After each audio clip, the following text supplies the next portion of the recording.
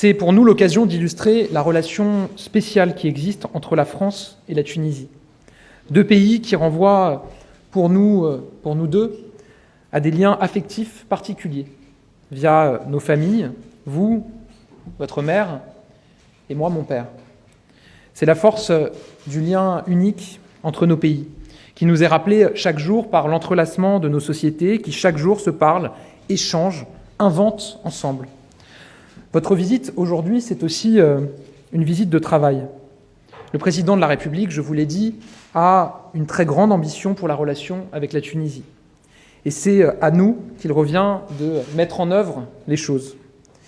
Il nous appartient d'être à la hauteur de l'ampleur de cette coopération pour continuer de la porter à un niveau plus élevé encore et être au rendez-vous des défis et des crises majeures de notre temps, qu'ils soient géopolitiques, économiques, climatiques, migratoires, culturels ou encore relatifs à l'éducation, à la promotion de la langue française. Nous venons d'en parler, c'est tout cela qui est en jeu dans la rencontre d'aujourd'hui. Et c'est pourquoi je me réjouis que vous ayez répondu favorablement à mon invitation. Vous étiez un des premiers chefs de gouvernement que j'ai eu au téléphone après ma nomination, le premier que je reçois ici à déjeuner à Matignon depuis ma nomination. Tous ceux qui prospèrent sur les crises, sur les malentendus, prétendaient que ce dialogue et cette influence réciproque perdaient du terrain. Et je crois que nous sommes là pour montrer combien notre relation singulière dépasse tous les aléas. Elle dépasse même les hommes, elle dépasse le temps court, elle s'inscrit dans la durée. C'est donc un honneur pour moi de poursuivre et d'approfondir notre dialogue politique dans un esprit de partenariat d'égal à égal. La Tunisie, Monsieur le Premier ministre, peut compter sur l'écoute et la disponibilité de la France, comme nous comptons sur la vôtre. Pour ce faire, je souhaite que nous puissions échanger très régulièrement ensemble. On a déjà commencé sur tous les sujets en nourrissant notre coopération, en multipliant les déplacements ministériels de part et d'autre, en poursuivant le dialogue auquel nos deux pays et nos deux sociétés sont si fortement attachés. Nos ministres des Affaires étrangères ont abordé ce matin de nombreux domaines de coopération dans un esprit, je crois, très constructif, et nous nous apprêtons à les aborder également. Je vais en citer quelques-uns rapidement. D'abord, la densité de notre relation qui ne s'est jamais tarie ni démentie et qui peut s'appuyer sur la richesse exceptionnelle des liens humains qui font vivre l'ensemble des domaines de la coopération franco-tunisienne. Ensuite, notre volonté commune de renforcer encore notre partenariat économique. Près de 1500 entreprises françaises sont implantées en Tunisie et elles font vivre notre relation. Elles contribuent à l'économie et à son dynamisme dans nos deux pays. Nous allons travailler ensemble pour renforcer encore cette dynamique. Dans ce contexte, et alors que mon gouvernement fait tout pour aider nos agriculteurs, y compris à identifier des besoins, si besoin, des débouchés, je veux que nous puissions avancer ensemble sur les sujets de souveraineté alimentaire. On en a parlé pendant notre entretien. Nous en avons parlé et je vous annonce que j'ai donc décidé de remobiliser le dispositif français de garantie export, Cap Export France, pour faciliter l'exportation de céréales françaises vers la Tunisie. Un mot aussi sur la francophonie que la Tunisie fait rayonner chaque jour de façon absolument remarquable. C'est un honneur pour la France de reprendre le flambeau en octobre prochain à Villers-Cotterêts, après la très grande réussite du sommet de Djerba. C'est un flambeau, là aussi, que nous passons. Je veux aussi le rappeler aujourd'hui, pour l'Union européenne, la Tunisie est un partenaire stratégique. Ce sont les messages que nous passons chaque jour auprès de nos partenaires européens. Le mémorandum d'entente destiné à renforcer en particulier la coopération en matière économique et migratoire entre l'Europe et la Tunisie doit être mis en œuvre dans un esprit de partenariat d'égal à égal. J'insiste à nouveau sur ces mots. Enfin, face aux crises multiples et dans un contexte international extrêmement incertain, notre dialogue franc et constructif est essentiel. Je souhaite que nous puissions le poursuivre ensemble. Vous l'aurez compris, ma feuille de route et celle de mon gouvernement pour la relation franco-tunisienne est ambitieuse, très ambitieuse. Et c'est avec enthousiasme que j'aborde ces consultations. Alors à nouveau, bienvenue à Paris, Monsieur le Premier ministre, cher Ahmed, bienvenue à Paris à votre délégation et au travail pour avancer ensemble au service de la relation unique entre la France et la Tunisie. Je vous remercie.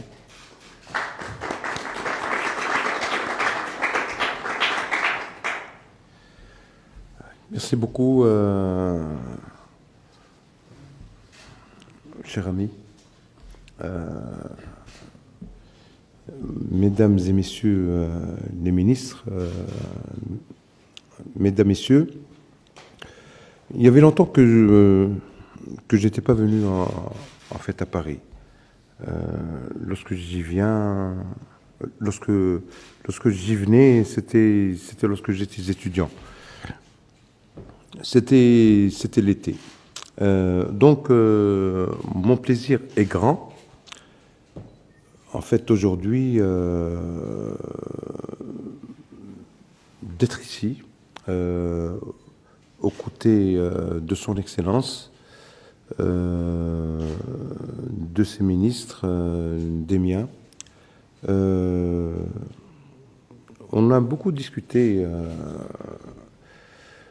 Moi, j'aimerais en fait toujours dire mon ami lorsqu'il s'agit de M. Attal.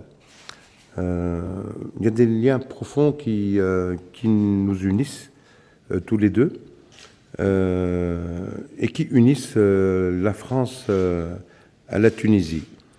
Donc, on a discuté tout à l'heure et on s'est dit de concert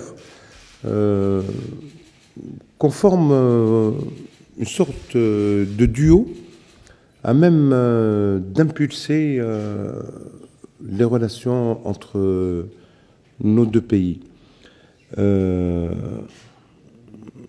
Son Excellence a parlé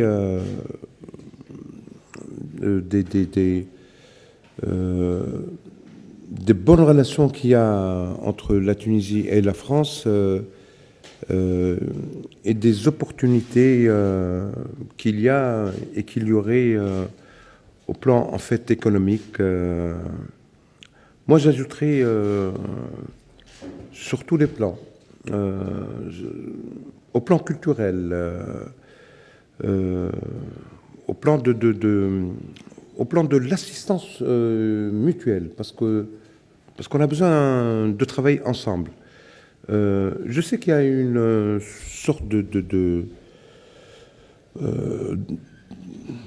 un petit refroidissement. En général, c'est en hiver qu'on attrape.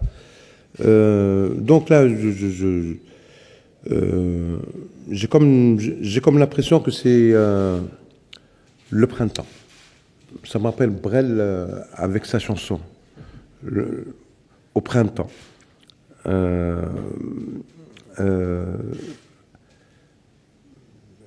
L'occasion est en fait unique pour qu'on lève toutes les difficultés qu'il y a pu y avoir dans le passé, dues à des incompréhensions, à des quiproquos. Il est vrai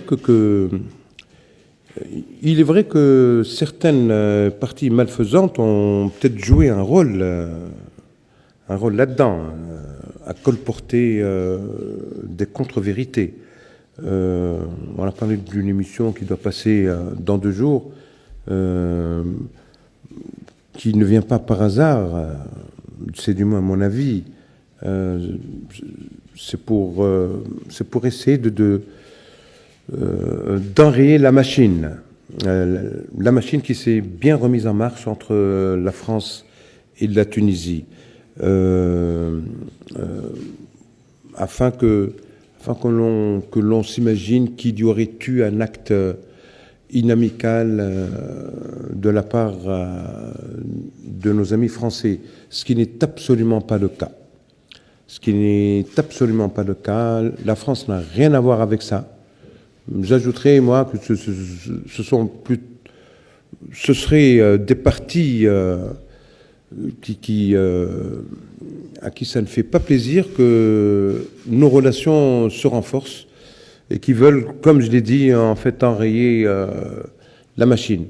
En vain. Nos relations, elles sont historiques, elles sont vieilles. Nous sommes de vieux amis. Gabriel est tout jeune. Mais la France et la Tunisie sont de vieux amis. Et c'est pour ça qu'il y a des perspectives qui sont énormes qu'on entrevoit dans les relations entre nos deux pays. Et comme là, je l'ai dit tout à l'heure, mon ami lui-même a constaté tout ce qui est en train d'être fait en Tunisie. Comme vous le savez, nous avons eu une décennie noire. Des personnes que je qualifierais sans foi ni loi, qui ont fait de sorte d'abîmer, d'écorner, d'écorcher un peu la Tunisie. On s'est relevé, on s'est débarrassé de ces gens-là qui n'avaient aucun sens de l'appartenance, mais qui continuent. Ils ont un pouvoir de nuisance auprès de certaines parties mal informées. Il reste que bon, nos relations sont tellement solides que rien ne peut et nul ne saurait les affecter. Moi, j'aimerais... on n'en a pas parlé tout à l'heure, tous les deux. Si, quand même, un peu, lorsqu'on a parlé de migration, le rôle qu'a joué la Tunisie lors du conflit libyen, on avait hébergé plus d'1,5 million Libyens, ainsi que des étrangers qui se trouvaient en Libye et qui avaient trouvé refuge en Tunisie. Le rôle qu'a joué la Tunisie en matière de migration avec nos frères africains, l'assistance, notamment sanitaire, pour ne pas qu'il y ait de maladies. Je dirais un mot dont on n'a pas parlé, mais je suis certain que mon ami sera d'accord. Le problème de la migration, c'est un problème qui concerne tout le monde. La France, l'Italie, l'Europe, la Tunisie, il faut voir le mal à la source. Lorsque j'ai dit le mal, c'est pas dans le mauvais sens, hein. Les causes de la migration en question. Moi, bon, ce que je vois, je ne veux pas être prolixe.